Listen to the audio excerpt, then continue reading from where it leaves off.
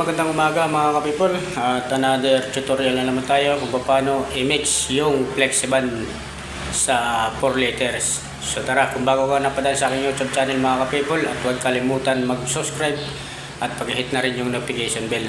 So tara.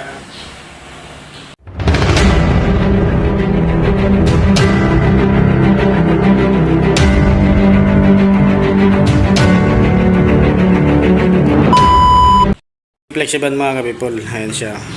Ano to siya, 4 liters.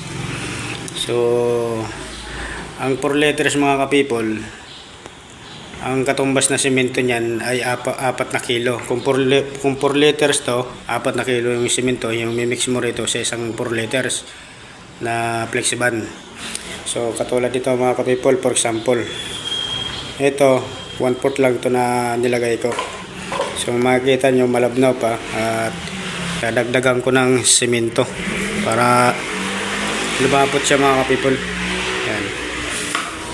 Sa pagtitimpla ng Flexiban mga ka-people ay hindi basta-basta natitimplahin mo lang to siya, kasi ang inano natin dito yung leak, para hindi siya mag leak, lalo na mga ka-people yung lalagyan yung Flexiban ay yung nasa second floor na CR. So kailangan mga ka-people ay bago nyo to i-apply sa mga CR, kailangan malapot na siya, hindi siya malabnaw. Kasi pag malabnaw mga ka-people ay wala rin silbihan, gawa ng posible siya mag-leak doon papuntang sa second floor. So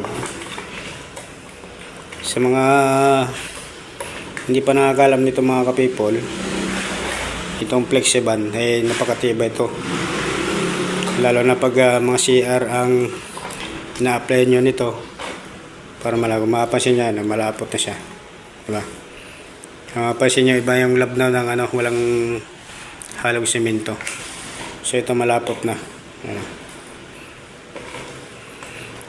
So ang paghalo nito mga ka-people, kailangan 20 or 30 minutes o 45 minutes para ma-mix yung simento, matunaw. Tulad niya, bubuo pa siya. Bubuo, mapapansin nyo. Pag malabnaw mga ka-people ay pwede nyo dagdagan ulit ng simento. Pero ang mix talaga nito ka-people sa full liters na Flexiban, ang katumbas yan 4 na kilong simento. Yun po yung mix na yan. Yan ang tunay na halo nya sa Flexiban. Ito ka-people, sample lang to para may makuha kayong tutorial. Ito malapot na. Pag hindi malapot mga ka-people ay dagdagan lang nyo na kunting simento. Ganun lang magtimpla nito para lumapot siya ng lumapot.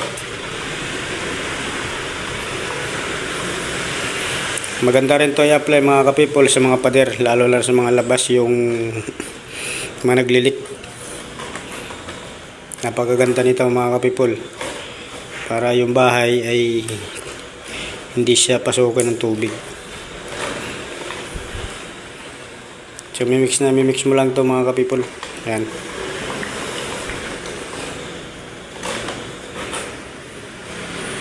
Kung mapapansin niya, malapot na siya.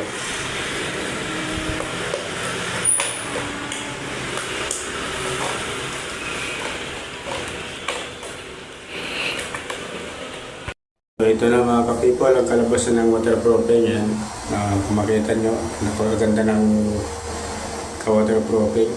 So yun lang mga ka-people.